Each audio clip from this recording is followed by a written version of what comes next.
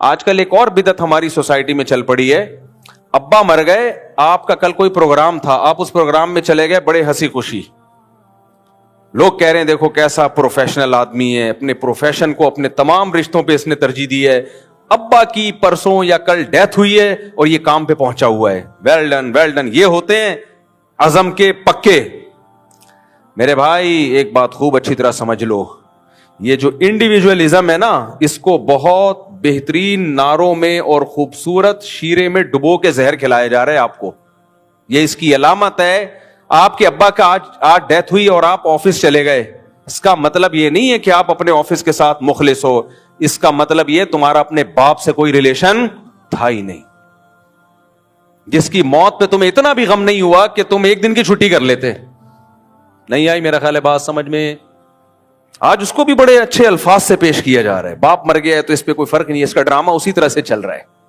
ایک ایکٹر نے اپنا بیان دیا, بہت پرانی بات ہے, اب غیبت نہیں ہوگی کسی کی. اس نے کہا میں ایک پروگرام میں تھا, میں ایکٹنگ کر رہا تھا, ڈرامہ بنا رہا تھا, مجھے اطلاع میرے باپ کی ڈیتھ ہو گئی ہے, لیکن میں نے اسی شو کو کنٹینیو رکھا. لوگوں نے بڑی کلیپنگ کی, واہ واہ زبردست. بھائی تیرے باپ کی موت ہوئی ہے, تیرا کوئی ریلیشن نہیں ہے اپنے باپ سے, تیرے پاؤں سے زمین نہیں نکلی سن کے.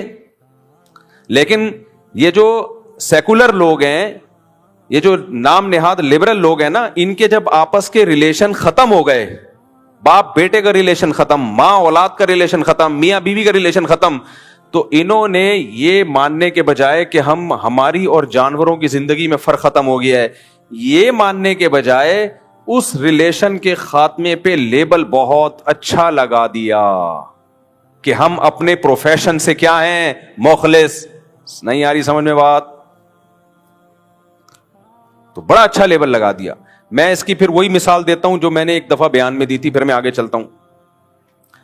میں نے آپ کو بتایا تھا نا کینیڈا میں ایک مولانا صاحب مجھ سے ملے, 35 سال پہلے وہ کینیڈا گئے تھے.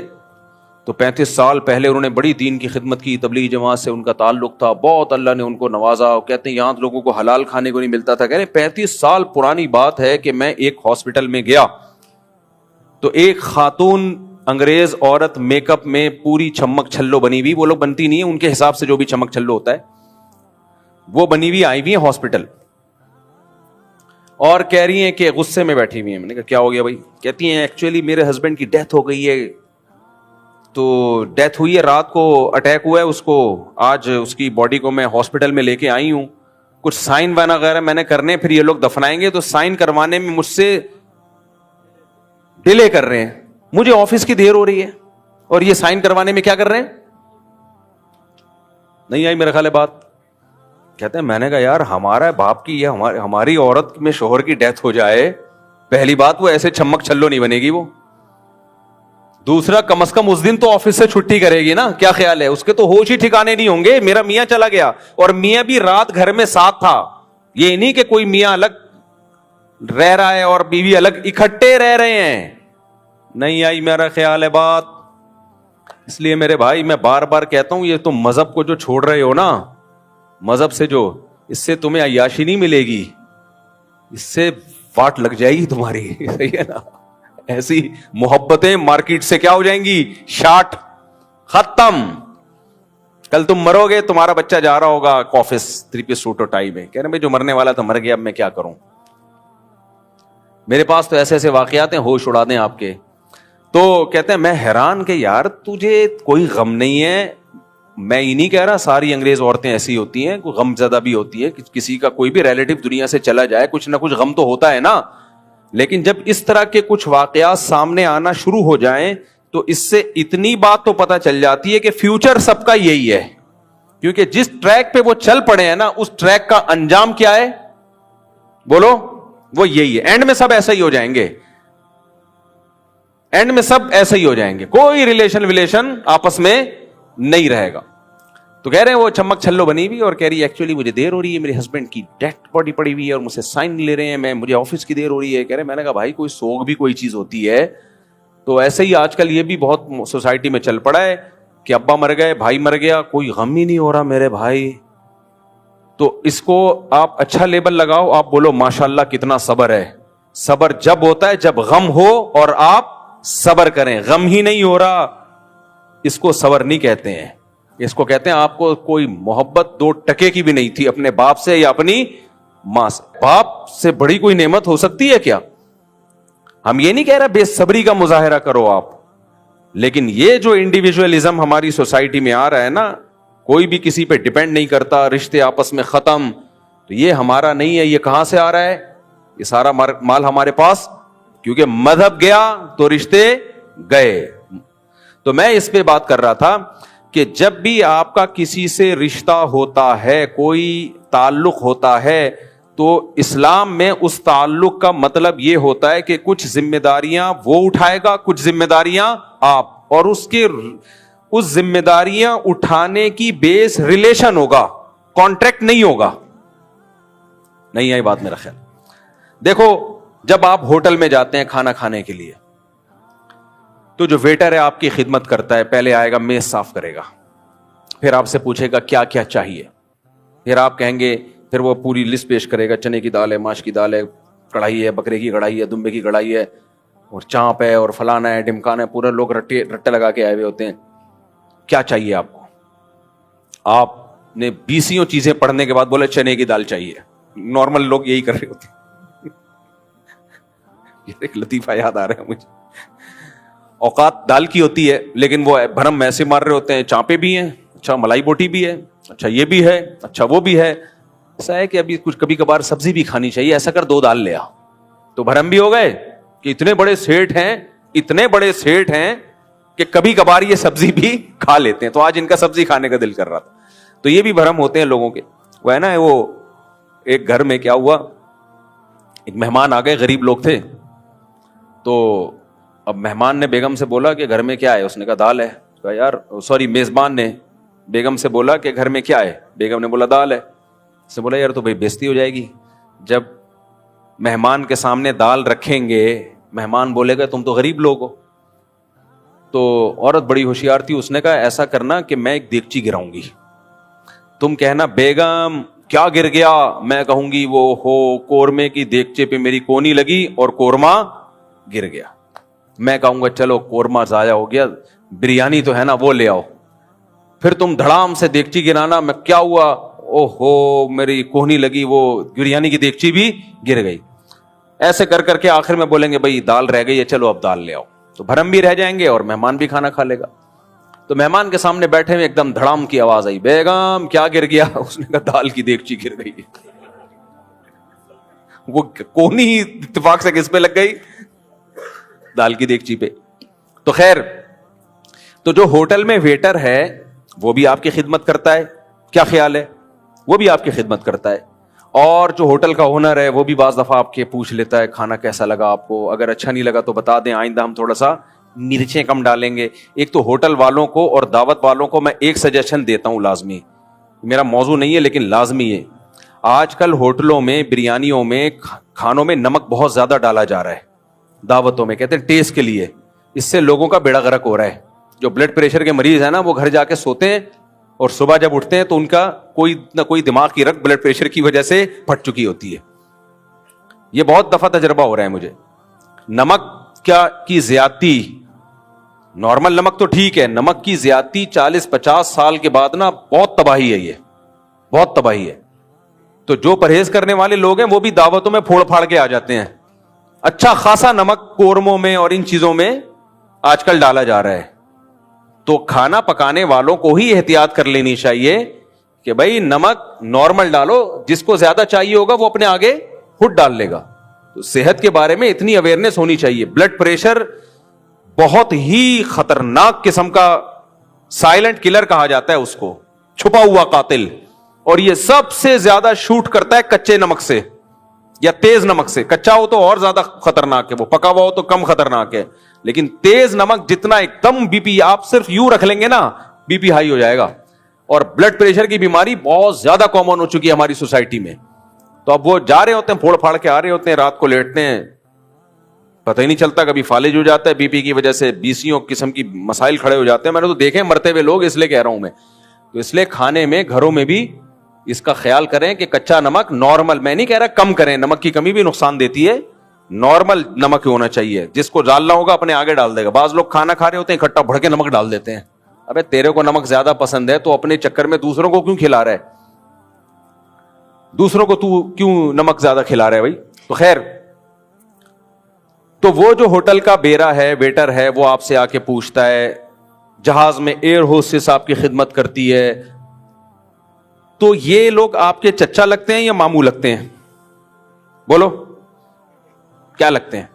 یہ بھی تو آپ کو بھائی مفتی صاحب ریلیشن کی وجہ سے آپ کی ہر شخص پہ ایک دوسرے کی ذمہ داریاں آتی ہیں.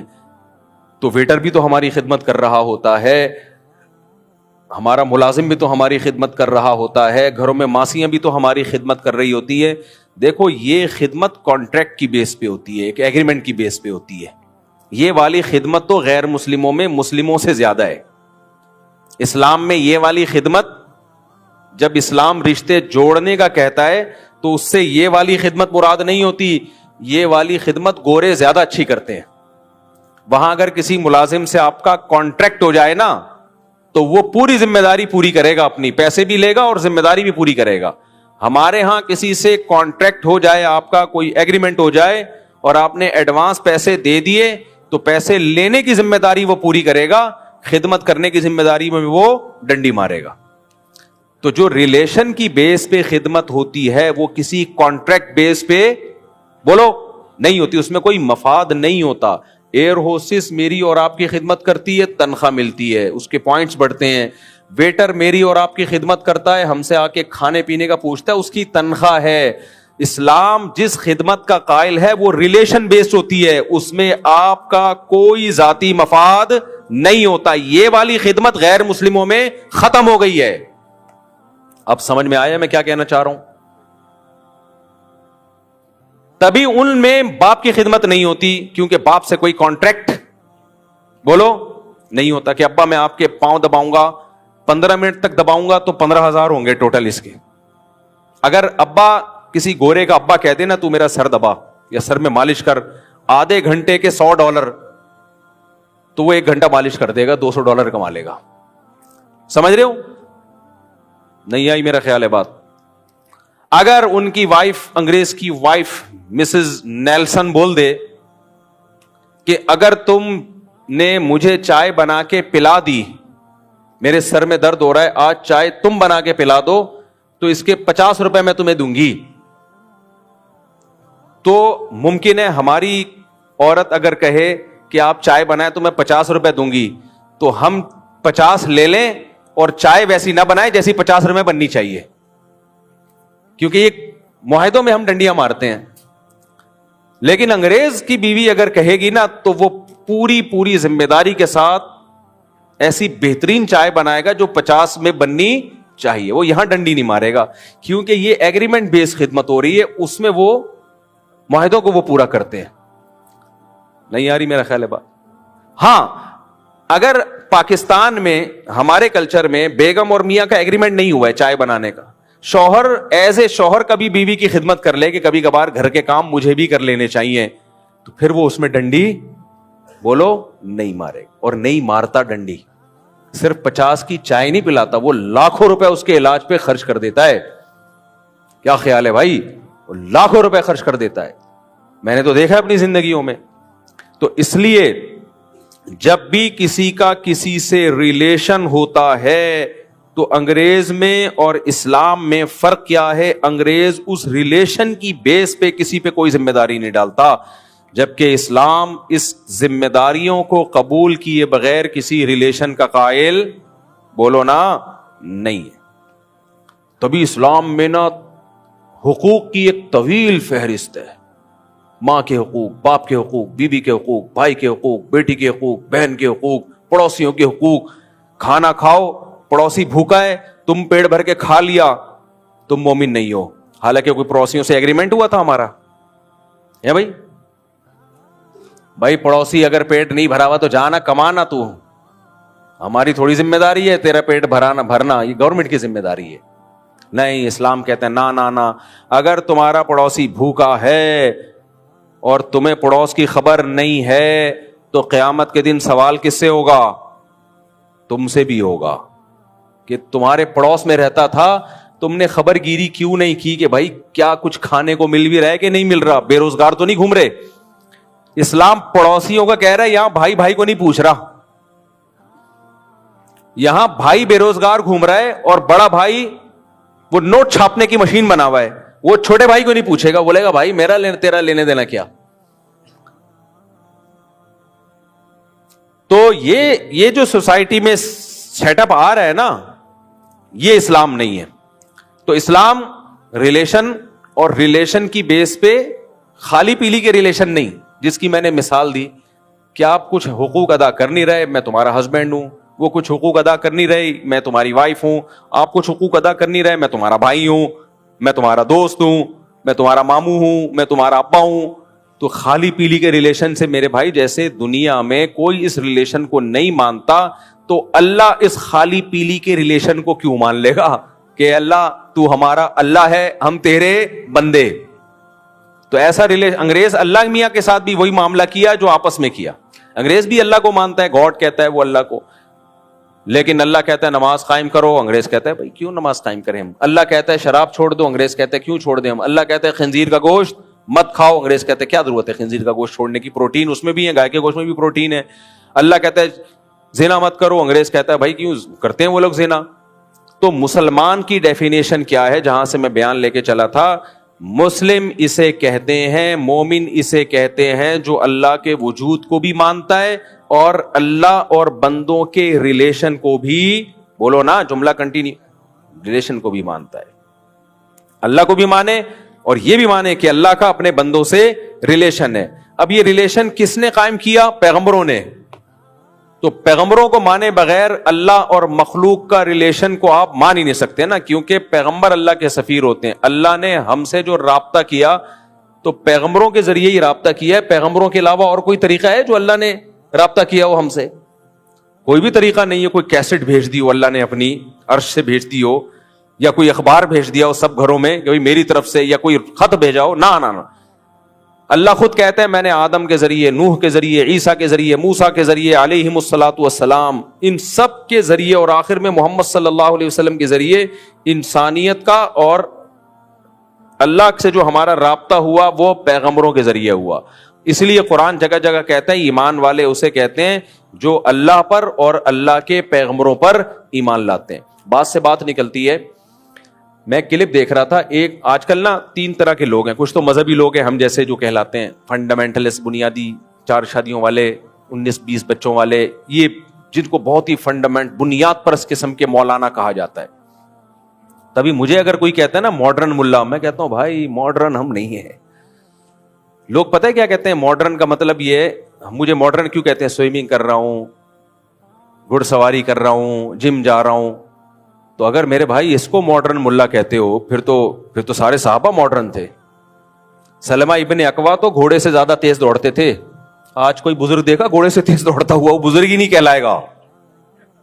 کہیں گے تو ایسے بزرگ دوڑ رہے ہیں. بزرگ کا مطلب یہ ہے ہلاؤ تو ہلے نہیں, چلاؤ تو چلے نہیں. بریانیاں کھا کھا کے گول ہو چکے ہوں, گردن نظر نہ آ رہی ہو. بار بار میں کہتا ہوں کسی موٹے کا مذاق اڑانا مقصد نہیں ہے. کچھ لوگ بائی نیچرل موٹے ہوتے ہیں, بھاری ہوتے ہیں, نہیں کھاتے وہ تو قدرت کی. صحابہ میں بھی ایسے لوگ تھے, صحابہ تابعین میں بھی.